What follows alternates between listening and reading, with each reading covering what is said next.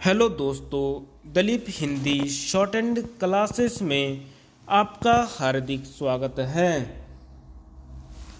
दोस्तों, आज की डिक्टेशन दैनिक जागरण की संपादकीय डिक्टेशन है।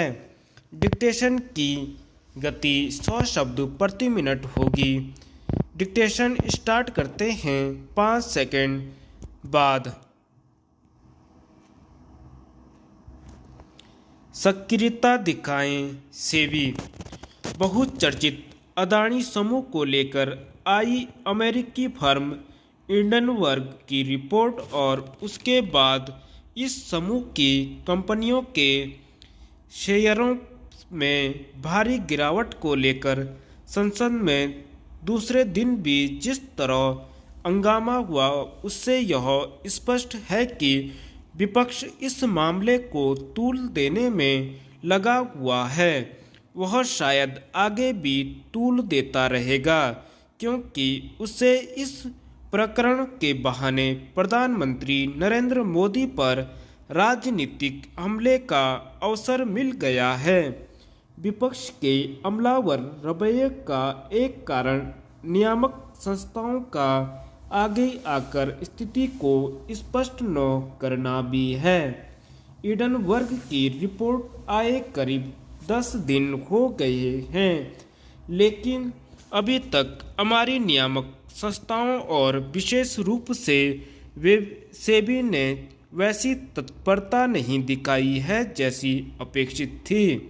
यह ठीक है कि वित्त मंत्री निर्मला सीतारमण ने यह कहा कि अदानी समूह को लेकर उपजे विवाद से निवेशकों के भरोसे पर कोई असर नहीं पड़ेगा और बाजार पूरी तरह नियामक संस्थाओं के नियंत्रण में है। लेकिन प्रश्न यह है कि ये संस्थाएं उन सवालों का ठोस जवाब देने के लिए आगे क्यों नहीं आ रही हैं जो सतह पर उभर आए हैं।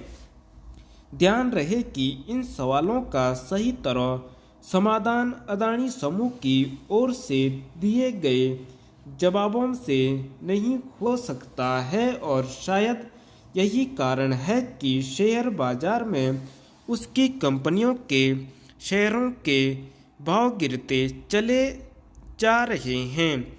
इससे इनकार नहीं कि हिंडनबर्ग ने अप्रत्याशित तरीके से आगे बढ़े अदानी समूह का एफपीओ आने के ठीक पहले उसे जिस तरह निशाना बनाया, उससे उसके इरादे संदिग्ध जान पड़ते हैं।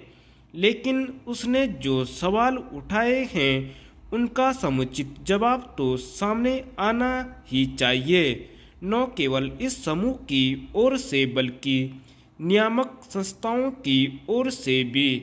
इसमें देरी इसलिए नहीं होनी चाहिए क्योंकि अदानी समूह को कर्ज देने वाले बैंकों का भी जोखिम बढ़ सकता है।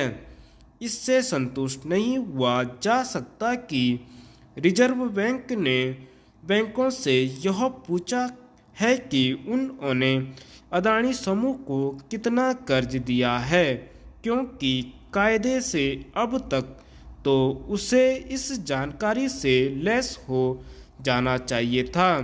इससे भी अधिक आवश्यक है कि सेबी को समय रहते सक्रियता दिखानी चाहिए थी।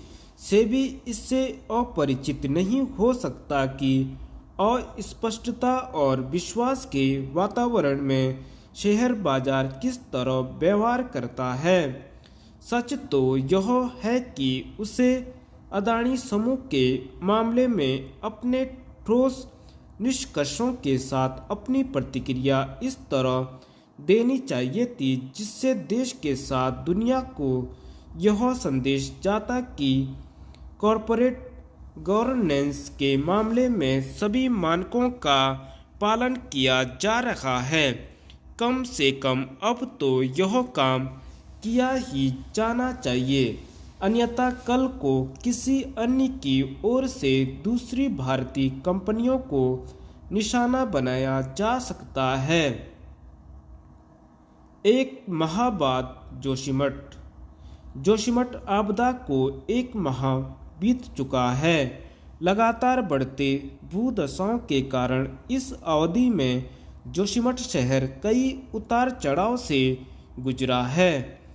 मकान दरकने के कारण सैकड़ों परिवारों को राहत शिविरों की शरण लेनी पड़ी।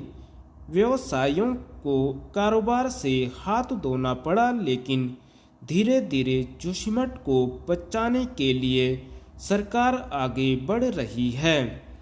जोशीमठ का स्वरूप क्या होगा, यह तो भूदशाओं के कारण स्पष्ट होने पर भी तय होगा।